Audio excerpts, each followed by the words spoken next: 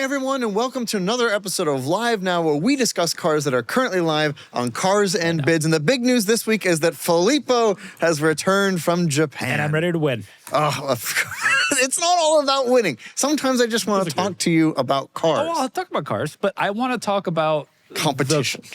Civic Hybrid. You don't want to talk about the Civic Hybrid. That's true. So we're done. You know, I realized on the podcast this week, like you were talking about Nissan and you're talking about Mitsubishi. Yeah. And I was like, it is amazing. Your depth of knowledge of normal cars is so impressive. Thank you. And I like to think that my depth of exotic car knowledge is we're the same people in different fields. Different fields. That's right. What's like the midpoint? I don't know where we cross over. CT5V Blackwing. That's where mine ends, yours starts. I think that's true. Something along those lines. Thereabouts. But we always end up talking about cool cars, or at least cars that we think are of cool. Course. But this week, the Civic Hybrid.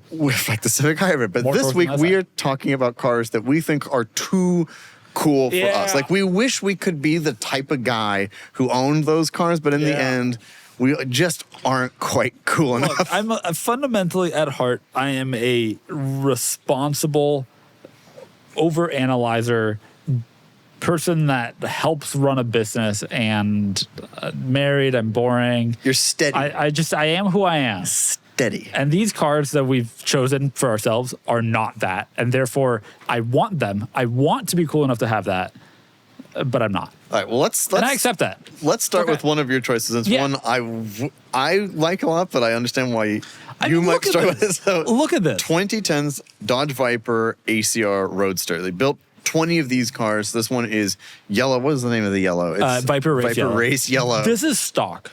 This is OE. This is all OE. So like, I'm not super into modification, but this is not that. You got to give Chrysler credit for green lighting this. Yeah, it's like, put a wing on it. Why not? Paint it black and yellow. Do I want an 8.4 liter V10? Do I want 600 horsepower? Hell yeah. Do I want the competition group and the customer preferred package 21B, which is what this has, which is what you actually want: stiffened stabilizer bar, some of the upgrades, forged wheels, etc. Yes. Do I love the Viper? Yes. I think it's such a cool car. Can that be me? No. No. It's just, I'm not cool enough. It's the true real statement. I'm not a cool enough person to have this car. You feel way too self-conscious in this car. Yeah, you would just hunker down. It'd be tough, like, visually for me. It doesn't really fit my brand, if you will. Yeah, you need, but also, I'm not cool enough to drive around in a V10 long hood, side exit exhaust, loud, and I mean that in the oral and the visual sense. Like, it just is. I'm not cool enough for that. I want to be, because I think this is such a cool car. Like, this is an incredibly nice one, by the way. It is 2,400 miles, and you said it's the second of 20 produced. It's like a really, really special car. Only flaw is that there's some scratches on a rear jack support. Okay, great. No mod. Like it's legitimately so cool, but I can't. I'm not cool. The Viper takes a very particular person. Admittedly, this is someone who loves them, and I think like in the right like color specification for a kind of stock Gen 3 or Gen 4, I think or Gen 1. Like I think like for me, I can handle that. I think I can pull that off. It is still not quite. I'm not a Viper person necessarily. Like you associate that car with me or the M5, but a Viper is a little bit more crude, which is what I love about it. It's just but I understand cool. This is a lot. Why am I not that cool? I don't know the answer to that. Don't tell me the answer to that, but I'm something rooted deeply in our childhoods. Yeah. That's what it is. But it's nonetheless a great choice. This is kind of an anti-Filippo car, but I'm glad that you appreciate it for how insane it is. The ACR is a really special car. It's really special. 600 horsepower. Yep, and 8.4 liter V10. Yeah, exactly. It's crazy. 6-speed manual. Want it. Like all Vipers. 8 liter or greater V10 manual transmission. Now, I should be expanding my horizons, but for me, that would be like I'm so not cool enough for this that I'm at like neon SRT4 levels. Yep. I got like stair step my way up. SRT4 is really cool. Right. It's like I think I can like reach that barely, because I got like stair step my way up from there. Okay, we gotta start. Everybody has to start somewhere. From there to Sebring convertible to this. So on the topic of American cars, one that I feel I'm not cool enough to own is I don't agree with this. So C6Z06. I just don't think I can own a Corvette. Okay, you're so wrong. I don't think I am. I think that like I like Corvettes a lot. Such a good car. Especially the C606. I know. This is a great car. 7 liters. Yes, a big motor. 8.4 is bigger. The Viper's bigger, but like 7-liter V8, excuse me, that's insane. It is, and I love the C6. I just don't think I can be classified as like a Corvette guy. Now, whether or not you think Corvette people are cool or not, that's up to you. And silver is a great color in the C6, truly.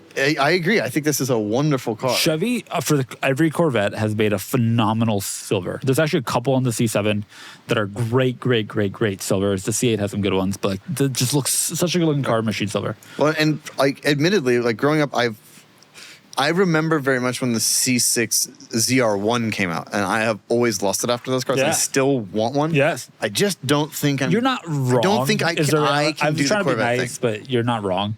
Right. I can't do the Corvette thing. I just don't... I want to, but I just don't know that I can. I've thought about it a lot. And this is a nice one. I don't know. This is a nice car, one-owner car, and... a couple little mods here and there, nothing too crazy. They have some good performance. Lingerfelter parts are obviously phenomenal. Like the dry sump oil system, that's a legitimate upgrade. This is why I can't do it. This camshaft. Because it's can be a little, I just I can't. These based on I don't know all of these brands, but based on the ones that I do see, they are high quality parts. Oh no, they are. I'm just saying, and so I bet it's actually quite good. Also, aftermarket harmonic balancer. Thank God, that's the biggest. I'm just not tough enough to drive around in a cammed Corvette. You know what I mean? It's just no comment. It's just not exactly me. Like I'm not. No, but you would want a base anyway. You're a base C6 guy. One day. I dream of a ZR1 and I end up with a base. One day. But nonetheless, I do think I could own some older Corvettes because I have an appreciation for them, and but I don't think I quite fit into the C6. It's just I don't think I'm cool enough for a C6. But on the opposite end of the spectrum, Corvette. Muscle car-y, burly. I am a base Corvette guy. That's all I'm cool enough for. You picked this Continental Supersport because it's so cool. This is insane. Yeah. Okay, this is a Continental Supersport. So it's a twin turbo W12. You have a twin turbo. I have a twin turbo V12. Yeah, you have a V12. Excuse me. This has 700 horsepower, 750 pound-feet of torque. I know you've got some Rentec stuff, but like stock, there's more. Stock, yes. Stock to stock, it's more. It has all the luxury in the world. Had a $340,000 MSRP. 1 of 710. It's like the end of the Continental. Bigger turbo, firmer suspension. It's like the sportiest one. A bunch more additional carbon fiber. 3.4 seconds 0 to 60. 209 miles per hour. This is a real car. And St. James Red, which is a classic Bentley color. It's a really great color. A real car in a real color. I think this is just over the top for you. Admittedly, this car and this color was made for somebody who lives in Miami. Yep. Like that. I think the car. It's in Orlando, but like. I mean, same but different. This is a Nick Rochon car when it depreciates more because he would just go because it's red. Yep. But I agree. Like I am not the kind of person who can pull that off. Can I say something controversial that will explain my level of not being cool enough for this? I think the Supersport is so cool. It's the sportiest Continental. It really is. They're really cool. I don't think any part of the Supersport's appearance package makes him more attractive. You mean the carbon and the wing? The carbon and the seats and the like headlight surround, which is different. I think you could. And the wheels. Personally, I think you could pull off the previous gen. I don't know. Look at the ISR models have pink wheels. If you painted the wheels, those are still on the right wheels. Yep. Maybe. Like the Coupe, this is a GTC, but like the Coupe, I think you could probably. I'm not cool enough. I'm definitely not cool enough for this gen Supersport, but I can accept that the fault is not in the car. The fault is in me. Right. You don't have enough Ed Hardy clothes in your a single Ed Hardy element. Yeah, to pull off this car because I feel like the person who has this still it's so cool. Is into that. It is cool. These cars all fall into the category. If you look at them, you're like, that's so cool. Well, nobody picks a Bentley in a color. No. Ever. So to have like the gumption to do that, you have to be kind of. It's so kind of cool. Also, the interior then is like kind of vaguely color matched. The seats have red accents. Well, and this cool. The headliner has a red accent. This car feels like the guy's last name is Gamble, and he's got like his business card's like a poker chip. If that describes you, go bid on it. I have a friend who that's exactly right. But I think I agree. It's a very cool car. Nice to see one in a color. And let me ask you a question. Yeah. Is there any car you'd buy in red? Yes. What car? Most. Really? Yes. Red. That's the thing I struggle with the most. Vibrant red. Yeah. I darker red I do prefer. Burgundy. Like no. Like a still red, but like that's like a very like orangey red. At least as it's showing up on My screen 355 red. Would you buy a car in that color? here. Yeah. I love that color. And I like red cars, colorful cars generally. You ever owned a Have I red ever owned a colorful car? I have to think about that for a second. That's what I mean. Do you think you're Yes, cool my enough? X5 was blue.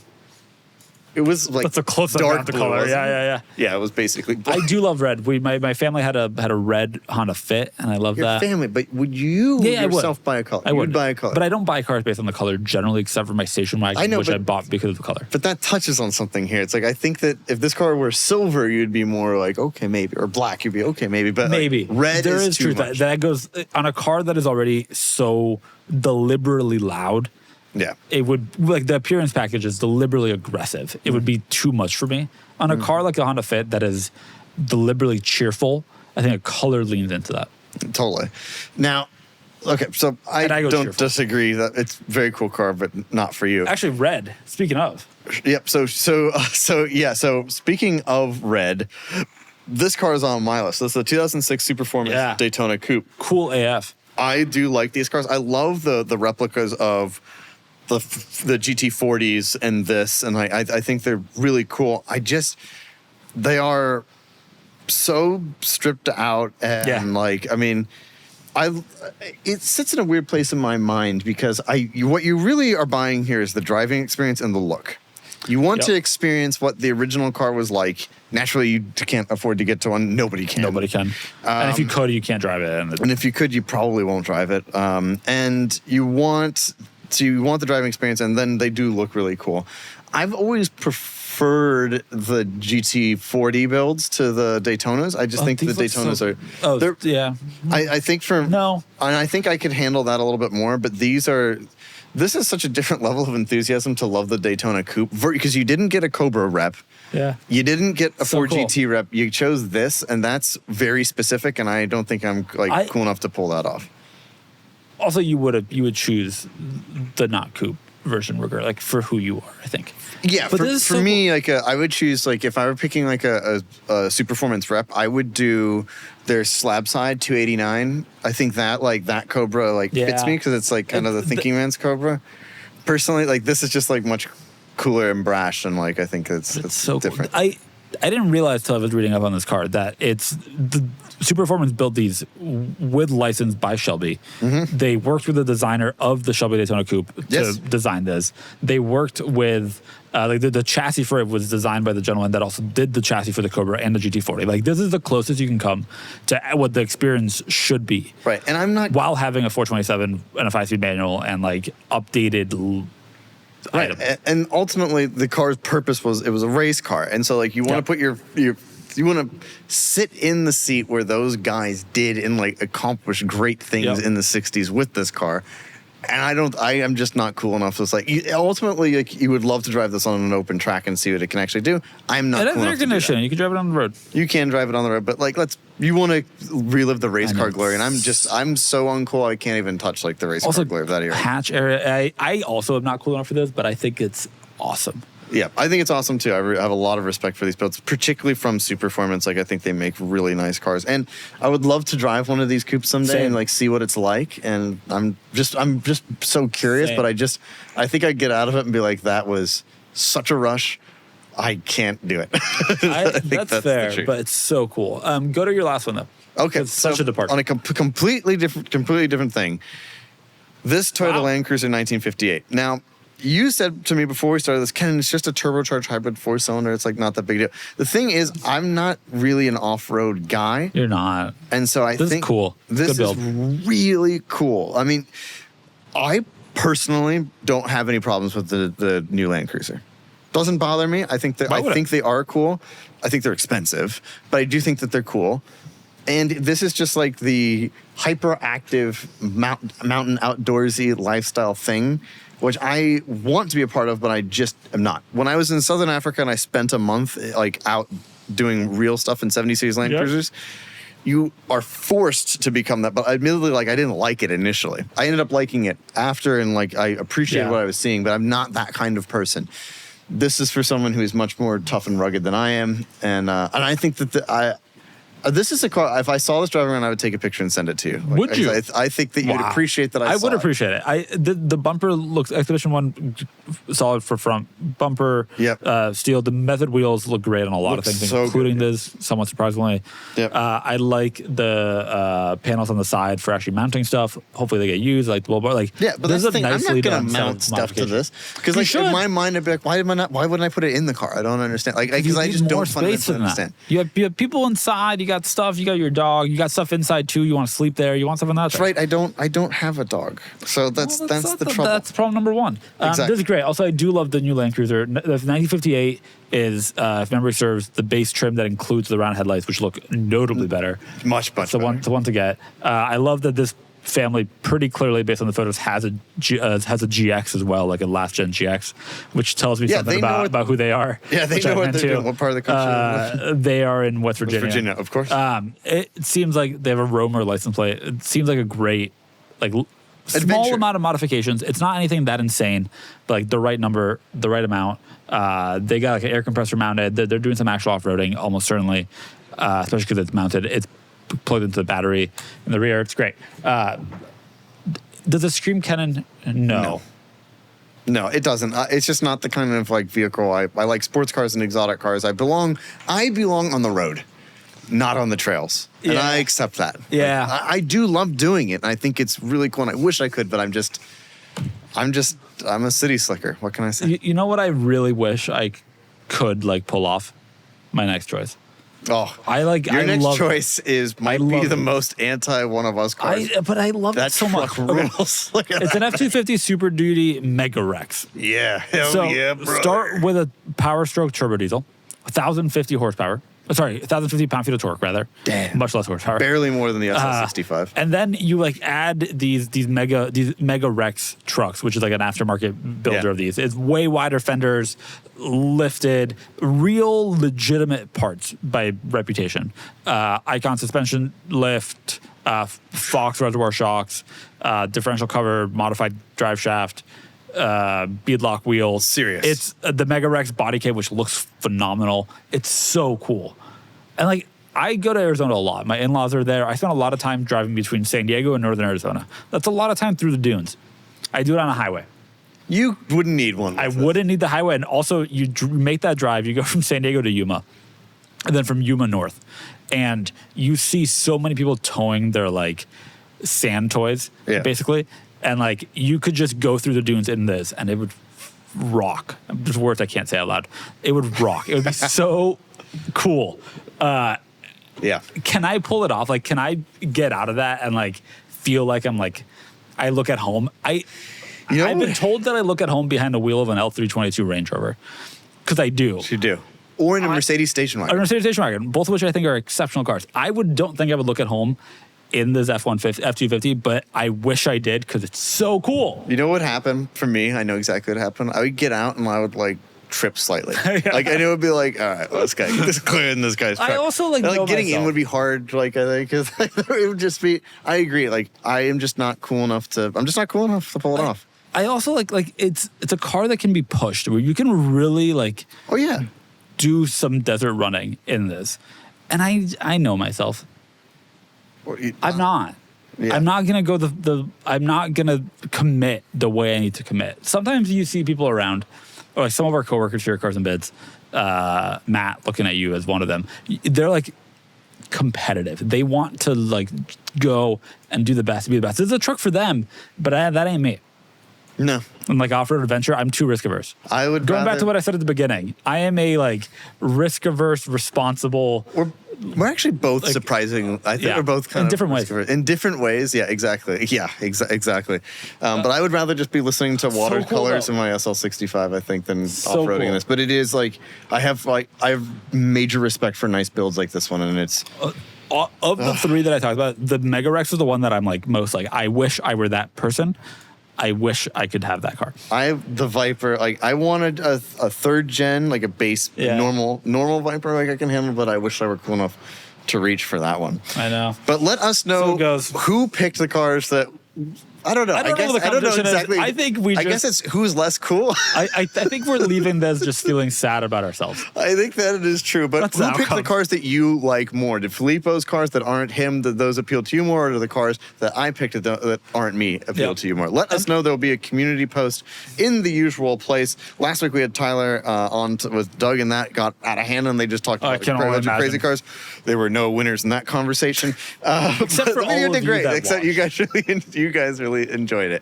But nonetheless, Filippo, I'm thrilled that you are back and have brought Thank you. sanity It's nice to be back. back to our Sanity. I brought a Viper ACR Roadster, a Bentley Continental Supersports, and an F250 MegaRexx with a 1,050 pound-feet of torque. right, all of which are not you, and that's what brings That's it back so to true. earth. That's so true. Thank you all so much for watching. We'll talk to you soon. Goodbye. Goodbye.